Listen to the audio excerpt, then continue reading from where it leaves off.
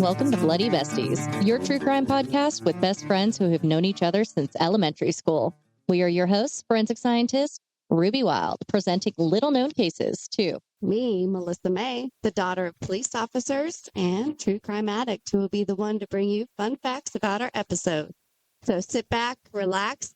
Just kidding. Stay sharp, buckle up. We hope you enjoy the ride. Well, I hope today's episode is a hit. Why do you think that is? Because today's topic is hitmen. Whoop. Hit me. Do you know who the most notorious hitman is? It's the gangster Iceman, right? No, this is a Brazilian man by the name of Julio Santana. Never heard of him. He's considered the deadliest hitman in history. Iceman's body count, he admits to 200, but 15 can be confirmed, but a lot of people think that it's mostly like in the hundreds. But yeah, because mobsters don't really keep count. Allegedly. But he says he thinks it's in the 200s. Okay. So, I mean, that's a lot. It's more than I've killed. Or is it? I stopped counting. So in 1971, Julio was only 17 when he was hired to kill his first person. Well, he wasn't hired, his uncle was. His uncle's job was a military police officer.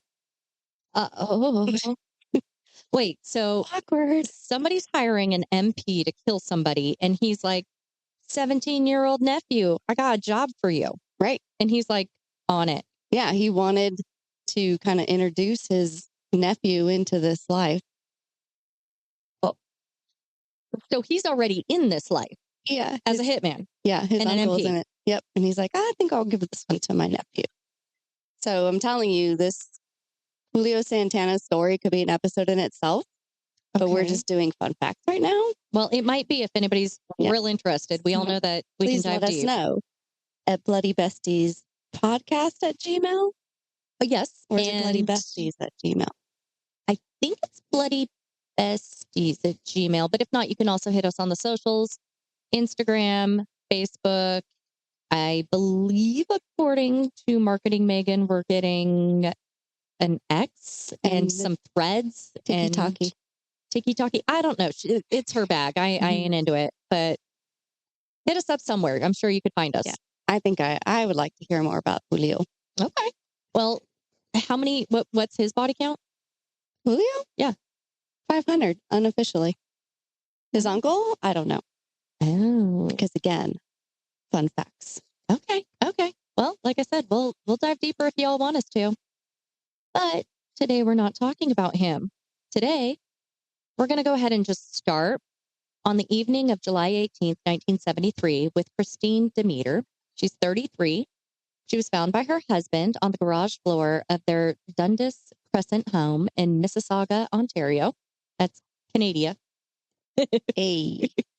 Sorry. It's been an inside joke in mine and my husband's relationship forever that we call it Canada. And that's because, you know how it is when you just misspeak a word every now and again? And we had friends that he's from Canada. And I was trying to say that he's Canadian and also he's from Canada when I was explaining, like introducing. And I was like, he's from Canada. And it has stuck, and it's the only way that I could say that term. So I apologize. I like it. He had just come home. This is her husband, Peter. He had just come home from shopping in Toronto to find her bludgeoned to death next to their Cadillac. She had been wearing a gown, was sprawled on the concrete floor, face down. Her hands were beneath her. One of her shoes was on the ground next to her, and the garage was covered with her blood and brain matter. She had been struck 6 times in the head with either a tire iron or a crowbar, and that weapon was never found. That's the only mention, when I only go into that amount of detail, so that way I could bring home the amount of violence that was extracted upon her. And yes, there's pictures. We will not be posting those on our socials. We're sick of getting shut down, number one. And number two, yes, they are out there. And yes, they're brutal. They're crime scene photos. But that's how I got the description. Yeah, when you say brain matter, like that's bad. It's brutal. She was killed brutally. And the keys to her car were still found on the front seat of her car, and the car battery was dead. So that indicates that the car I don't understand because that would assume that the car is like running or the lights are left on or something along those lines. Is it a modern car, like without the key to start it? You just have to be in your pocket. It's 1973. How do it do that? It's got to be like headlights were left on or something. But if that's the case, it would have had to be left on for a while. Yeah. If he just went out shopping. Because the battery's old. So who knows? The garage's automatic opener was broken, and that meant that the door could only be opened manually. So, those of you that don't know how to do this, back in the day, you would have to get out of your vehicle, lift the garage door, drive your car in, and get ready to shut it. And so that's plenty of time for another individual to make it in there with you. So that's like what's of note there.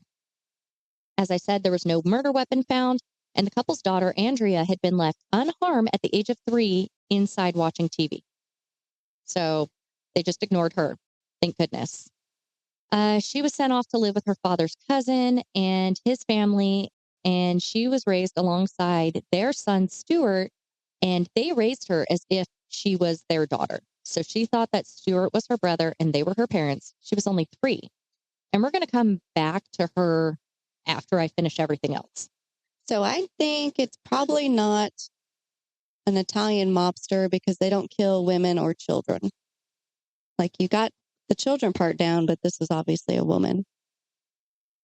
Well, and typically it's not Italian mobsters. We'll have to find out. Because Peter was actually born in, I know that everybody hates how I say this, but I'm still going to say it correctly, Budapest. Budapest. No, it's Budapest, Hungary. It's the proper way to say it. As I said, I am a stickler, but yes, it's Budapest. And that was in 1933. He immigrated to Canada in 1956 at the age of 23. His family lost their fortune and he lost his father and brother in the war when the Russians conquered Budapest. He took his time after immigration to learn English. He took on some small jobs. He eventually had enough capital to start a construction company, and it became very successful. He became a land developer and then eventually became a millionaire. So to say he was a rags to riches story, it's true on this one. And Christine herself was pretty smashing. She was a successful former Austrian model. And oh boy, was she beautiful. Like girl she was hot. And they married and plus her name was Christine Ferrari. Isn't that awesome? Yeah. I wouldn't take the last name Demeter if my last name's Ferrari. Come on. But she did.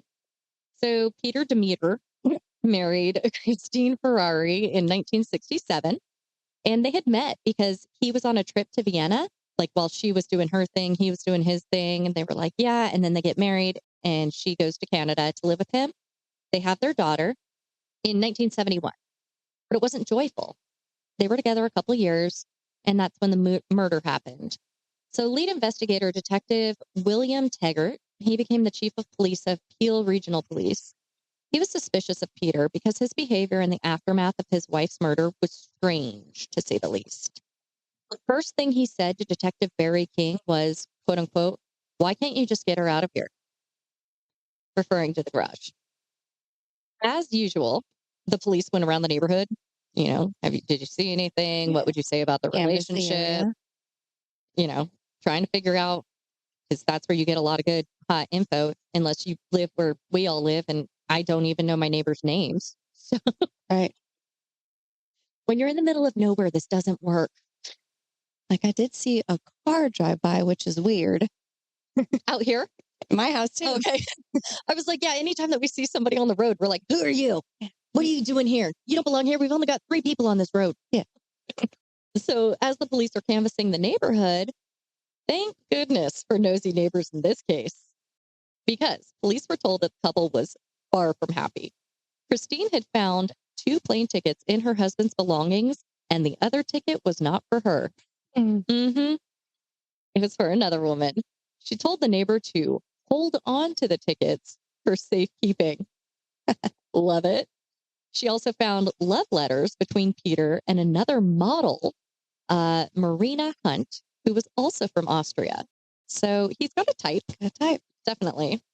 Christine was 6 years younger than Peter, but he still took out the $1 million life insurance policy on her. $1973 million, mind you. Mm-hmm. And that was when you could take it out without the other party knowing that you took it out. Mm-hmm. It's crazy how they would do that all the time. Terrifying. I mean, I'm sure that if I took a policy like that out against my husband, he'd be like, whatever. He wouldn't care. I mean, he also knows I'm not going to murder him, but still. Right. He hopes. Add another one to our body count. There's no body count. No body, no crime. You know? Oh, we could cover some of those cases. So police thought that they had enough grounds. Oh, wait. So the $1 million life insurance policy on her. To be fair, it is said that he also had the same amount of life insurance out on himself. It's never been substantiated, but got to put it out there because it was in some of the reports. Police now thought that they had enough grounds, in their opinion, to install a wiretap on the home. And while being monitored, Peter told his friend, Csaba, C-S-A-B-A, Szilagyi, S-Z-I-L-A-G-Y. This Russian? No, Canadian? Austrian. Oh. So, or I'm sorry, it must be Hungarian, but Szilagyi. Anyway, he told him about his affair with Marina. So police brought in Csaba. That's what I'm going to call him. And he admitted that Peter told him about the various ways that he had planned to kill his wife, including hiring a hitman. Now, he said that he was going to load the pool with electricity while she was taking a swim, or he was going to drop shotgun shells in her car's path in hopes that they would explode and blow the car up when she drove over them. Oh my God, it doesn't work like that. Okay. I'm glad you said something because I was like, I've never tried that, but they're not rim fires. Like shot shells are center fires. I would hope that I know that at least. So it would take, I mean, I don't know if I've got to go into it because I know some of our listeners are not going to be familiar with firearms and ammunition, but I am well on my way to becoming a firearms examiner.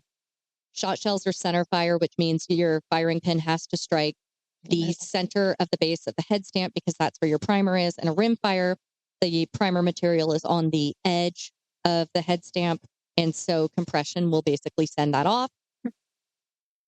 Could you cause ignition of a center fire by sheer compression with a car? Possibly, but I think that the most it would do is just blow out a tire. Like Explode. At most. So, ding dong. Hope you enjoy that little segue and a little primer on primers. It doesn't work that way. It doesn't. Okay, I'm really glad that you said it because I even had in here, P.S., that would not work to the best of my knowledge. I literally wrote that. Yeah. So, Peter did not erect a marker on his wife's grave. Erect? Yeah, erect. I don't know, it's a good word. So his wife's grave didn't have a marker. There was eventually one put in place, most likely by her daughter, and it reads, quote, "You gave me wings and sadly never lived to see me fly. I soar in honor of you, sadly missed by daughter Andrea." That's sad, isn't it? But so sweet. That's very sweet. And Peter did, however, put up a $10,000 reward for information on her murder. So wouldn't buy her a headstone, but is giving money for information on her murder, probably because he knows he'll never have to pay it out. I may be foreshadowing. I mean, it's fine. He was arrested 1 month after her murder on August 17th. And though the evidence was circumstantial, they believed that they had enough. The trial against Peter Demeter, I just want to keep saying that name because it's silly, started September 23rd, 1974, and it was the longest trial to date in Canadian history at 11 weeks. 2.5 months of trial. Two and a half months. Can I math it right? Just over 2.5 months. Yeah, almost. And it started within 3 weeks of deciding, so like the first 3 weeks, we're just deciding if those surveillance tapes were allowed to be admitted. And that's because this is pretty crazy. The Canadian Parliament had passed the Protection of Privacy Act after the tapes were made, but before the trial happened. And that means that the making of the tapes without a warrant, totally legal at the time, but but the court could still negate them based on the fact that the trial was not happening until after that legally was no longer allowed. Answer is obviously they were able to be submitted, or else I wouldn't know about what was on the tapes. But that was like the whole type of legal wrangling that they were having. Yeah. So they decided like it was legal at the time, therefore it could be allowed. Good. Now the defense had a second card up their sleeve when they called upon Ferenc Stark, who worked for Peter sometimes. He testified that Christine had gone with him to try and have Peter killed. Yeah. He said that she would pay him $3,000 for a rifle and to say that he was with Casaba, who apparently was the one who was supposed to kill Peter. Ferenc said he turned down the offer, but of course, that's not the end of the story, because police found out that in 1972, after he met with Christine, Peter went to him with stories about how Christine was cheating on him and he was miserable and he wanted Ferenc to cause an accident that would take her life. Ferenc agreed to Peter's proposal. Yeah. So, I don't know why he picked one over the other, but he was the one who apparently hired a man that went by the name of the Duck to take care of killing Christine. Apparently, Peter sent Christine to an abandoned building on Dawes Road with plans to meet with the Duck about a development, because remember, he's a real estate dude. Peter included payment in the plans. So she was showing up with like blueprints or something, but wrapped up in the blueprints was money that she was supposed to hand over to this guy, Duck. So she was essentially carrying her own money for the hit that was supposed to be taken out on her. Huh. Cruel. Super cruel. What the Duck was supposed to do was kill her, like by pushing her down the stairs and then take the plans and leave. So it was supposed to be kind of accidental. Well, the Duck took the plans, but he didn't kill Christine. Yeah. And the audacity of this man, however, because he called Ferenc to say, the Duck called Ferenc to say, I was stiffed on the payment, but he didn't do the murder even. But the money was in the plans that he took. Not the full amount. Okay. Like, he didn't even do what he was being paid to do. Yeah. That's like you not getting a meal and you pay $20 for a $40 meal that you never received. And then the people going, you didn't pay me the $40 for the meal. And you're like, I didn't get the meal. And they're like, you still owe me $40. Don't you sometimes pay like a certain amount of half front? now, half after? Maybe that could have been the situation. But the man known as the Duck was a Hungarian named Hungarian? Yeah. What did I say? Sounded like hidden Garian. Oh, sorry. So he was a Hungarian named Imre Olajnik. And he had actually fled back to Hungary, where he died in 1975. And that was before he'd be sent back to Canada for the charge of being a hitman, or an attempted hitman, if you will. Now, according to an appeal filed in 1978, Peter stated that there was an escaped convict that had no connection to him that confessed to killing his wife, but he died before the trial. Now, because he died, the man that...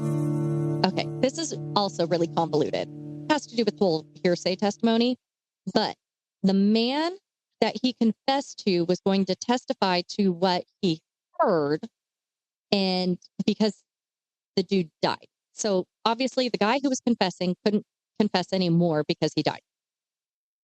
He had told somebody, so that somebody was going to testify to what he heard, but he wasn't allowed to because it was hearsay evidence. Right. So it wasn't admitted. Long story short, appeal was dismissed. Then Marina was in attendance at the trial, and it was there that it was put forth to the jury that she was the one who was his mistress. There was a witness that went to the stand with a bag over his head, literally testified with a bag on his head. It was pretty crazy. Of course, after the fact, we figured out who he was because it was leaked that this was Gayala Virig. He was a jailhouse snitch. That's why he had the bag over his head. Now, Casaba testified as well and admitted that though he knew Peter was plotting to kill Christine, he never warned Christine. Dirtbag. If somebody tells you that they're going to kill somebody, tell the police. Tell the police. Not that hard.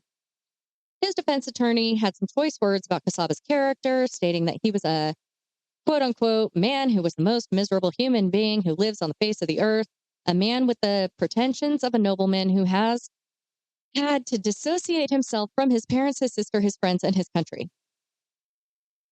So we got that.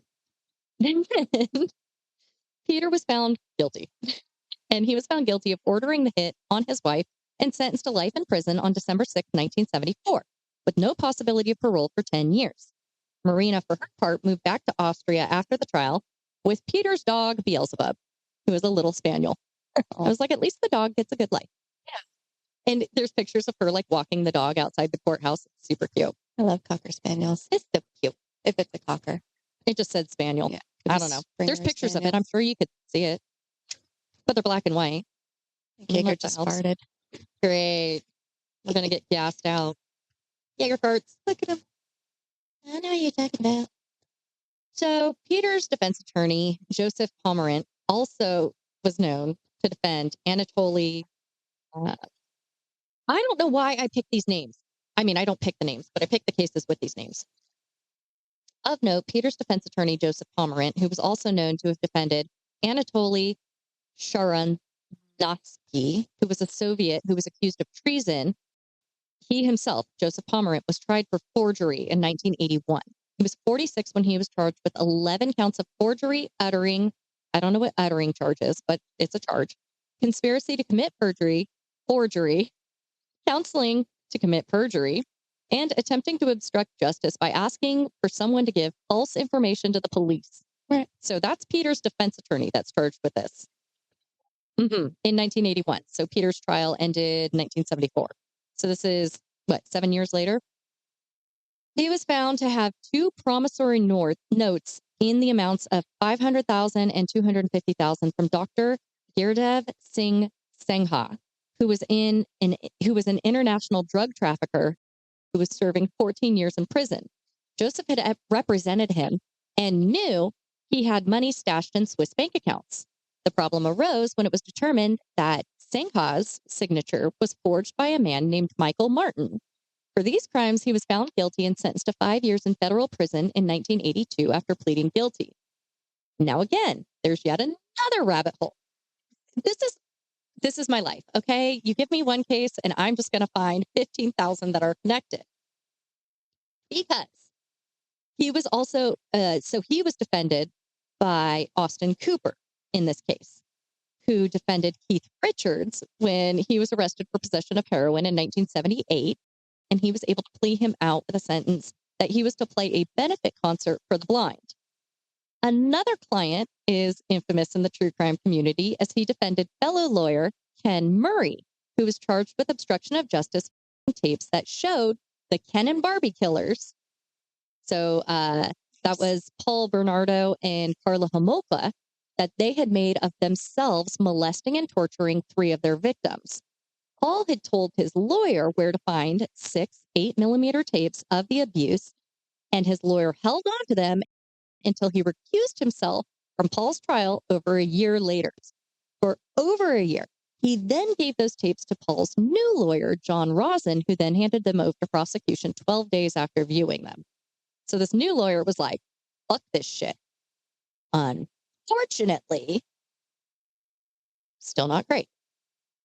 The gap in the handover from Ken, or this gap, like in the tapes, it made the deal possible that Carla made, which is the insane one that would not have been given had the legal system known how involved in the abuse that she was. So the Carla one, it's like everybody calls it the deal with the devil because she got no time because she was willing to testify against Ken. It was a whole thing. But anyway, this lawyer is responsible for allowing Carla to get away with all of that. Ken, the lawyer, claimed he thought that he was doing the right thing because he was protecting attorney-client privilege. Now, the case against him for this lasts for 7 weeks. And at the end, he was actually found not guilty. I didn't feel like going through all the trial transcripts, so I don't know how, but not guilty. Now, this would be a very short episode if we stopped there, so obviously the story continues. Let's not forget the initial story is about Peter Demeter and how he has a daughter. Now, Andrea found out who her biological parents were when she was 9 because a schoolmate showed her a book that was written on the case by, so the book is called, it's very confusing for me to word it that way. There was a book written on the case titled By Persons Unknown, The Strange Death of Christine Demeter, written by Barbara Amiel and George Jonas. I did not read it. And there was a picture of her dead mother in it. So that picture that I was talking about, that's in the book. Okay. Wow. And a student showed it to her when she was 9. Is this your dead mom? Wow. The murder scene. Could you imagine? They're so mean. They really are, but like I don't know if that one was intentionally mean or just innocently mean. Does that make Some sense? mom is like, take this to school. Take this to school and see if this girl's in your fucking class. 9-year-old is reading that. Good point. I was trying to be real kind about that, but no 9-year-old is reading that book. It's a parent. Oh, that's mean. Gotta be. Okay. Well, it was after this that she asked about this whole situation, and she actually got to start seeing Peter in prison. She started visiting every Tuesday after that for about 3 years, and she started to have night terrors. So they stopped the visits because they were like, this is obviously not good for you to see your biological father. In 1983, Peter was paroled and sent to live in a halfway house in Petersboro, where he met Lisa Ross, who was 29, and the two became a couple. But that was not enough for him because he was charged with a fire in 1983 that had been set at the home that he had shared with Christine and his daughter. So in the home that she died, he set that house on fire. He claimed the police set it to frame him, but the investigation shows that he had paid $8,000 to a former inmate that he served with, Tony Preston, to start the fire. And when Tony was arrested for the crime, he told police about Peter's plans against his nephew. My goodness. Oh, when I, like this whole case, I was just like, this case just keeps going. It's the Energizer Bunny of a case because we're still not done. At the age of 14, Andrea was taken from school and checked into a hotel with her brother, quote unquote, so the brother cousin, Stuart. And that was for protective custody because Peter had planned to have Stuart kidnapped. Peter was so mad at how his cousin was raising Andrea and managing his finances that he brought in Tony for the fire to have Stuart kidnapped, ransomed, and then killed once the money was paid. Wow. His own nephew. And this was enough to have him arrested again, tried for conspiracy to kidnap and murder with Tony testifying against him. The arson was stayed because Peter was unable to cash out on the insurance policy, so it's kind of difficult to charge him for it because he couldn't benefit from the arson because no money was given to him. It is what it is. And after he was found guilty of the kidnap and murder plot, it would have been redundant because he was already sentenced to 2 concurrent life sentences. So why charge him for the arson when he's going to be in jail forever? But wait, there's more. How do you know? Because I still have another page. While in prison, Peter again couldn't keep his nose clean, and he started to plan the kidnap and murder of his lawyer, Tony Bellman's daughter, in 1985 with his new girlfriend, Lisa Ross, and another cellmate, Peter Winstally. That is because Peter refused to pay Tony his bill of $46,000, and that was because he had represented Peter. This is Tony represented Peter in a bail hearing and a preliminary hearing. Because Peter wouldn't pay his bill, Tony had his assets frozen. So now Peter had no more money. He said his daughter, Tony's daughter, would only be killed if Tony didn't pay the $400,000 ransom. So Peter wouldn't pay the $46,000 bill. He then planned to kidnap the daughter of Tony for $400,000. When Stanley quickly went to the police and the plot was stopped, and Peter's girlfriend agreed to testify against him if they dropped all the charges against her.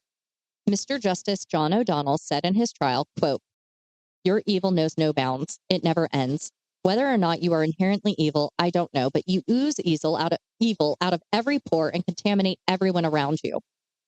Yeah, it's pretty poetic and accurate. A lot of these judges come up with good things to say. Dude. Yeah. I do like it. I'm like, chef's kiss, gold. He got sentenced to 2 more consecutive life sentences, so we are up to 4 now. This somewhat was confirmed by the diagnosis that he was stated a psychopath with narcissistic and antisocial features and was an indefinite risk to the public. Yeah. May 2006, he was ordered to have his DNA entered into the country's data bank. He was 73, and he was trying to have the charge to do this denied because he claimed, "I lived my life like a Boy Scout." He then said he would appeal the decision because he was ordered to do it. And because of legal, this is a very legal case. He was the last person who could actually petition to not have his DNA entered in the database because there was a ruling from the Supreme Court that would mandate the entry if police would submit the request. So his reason for fighting the entry into the DNA system was that he said that he had been in prison and could not have left his DNA anywhere because he never committed a crime except for the one that landed him in prison, and he was never the one to actually commit the crime because other people did it for him. Then why fight having your DNA in the database? It's being a pain in the ass. Pretty much. And it's true. He said the only reason they were even wanting his DNA in the system was because the Peel police wanted to continue their harassment of him that started with the murder of his wife, Christine. At the time, he gave his blood to be entered into the system. In Ottawa, there were 95,000 others who were already in the databank. He had not had an easy go of it in prison either, as he had a stroke and 2 heart attacks and a cancer diagnosis 3 times that required chemotherapy. In 2019, at the age of 85, he was denied day parole on his first application in 20 years. They basically said his age is not a deterrent for him to counsel others to kill those he deems an enemy. Quote, "Your history of counseling others to seek revenge for you makes you more of a risk of recidivism than your age and physical ability to harm others would suggest." Again, accurate. In addition, he had 40 incidents of misconduct while in prison from 2013 to 2019. So he didn't exactly have good behavior either.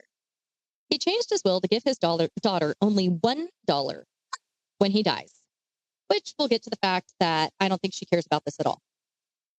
Wrapping up with Peter and Christine's daughter, Andrea Demeter Scratch, who in 2017 stated that she hadn't had contact with her father since he sent her a package with clippings about the murder of her mother and wine he said that she should try.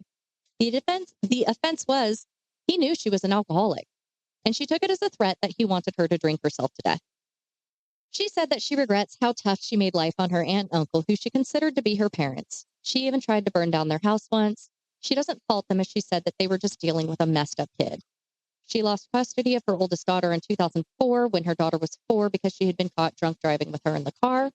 She said it was right to remove her daughter from her care, and that if her daughter ever chose to reach out, she would happily know her, love her, and show her who her mother has become, and as well introduce her to the twin half-sisters that she has. She got clean and she started a fitness journey and realized after therapy and AA that she was acting out because of PTSD from what her father took from her. She took this change to start a new business, Scratch Recovery, that helps those suffering with PTSD, mainly veterans, refocusing their lives on wellness and helping them access benefits that would be able to further or to utilize themselves for their health and the benefit of society. All of this was told to CBC News. She stated that the only thing she wants to hear further about her father from this point on is when he dies. Yeah, I was going to say. She's done. So, wild crazy story that everybody involved just seemed to be a criminal and getting prison. Any thoughts? No, he wasn't Italian. So I was right. You're right. He was Hungarian, allegedly. Never caught because he died. But hopefully you enjoyed this episode. I mean, I don't know about enjoyed, but I don't know if I should tell you that you should have had a map, pen, paper, and that this is not the episode that you should listen to while driving because you had to concentrate. I don't know. But hopefully it kept you interested. Talk to you next time. Bye, y'all. The views and thoughts expressed in this podcast are ours alone and do not represent the thoughts or opinions of anyone else. The information presented is for general information purposes only. We are not liable for anything you do with this information.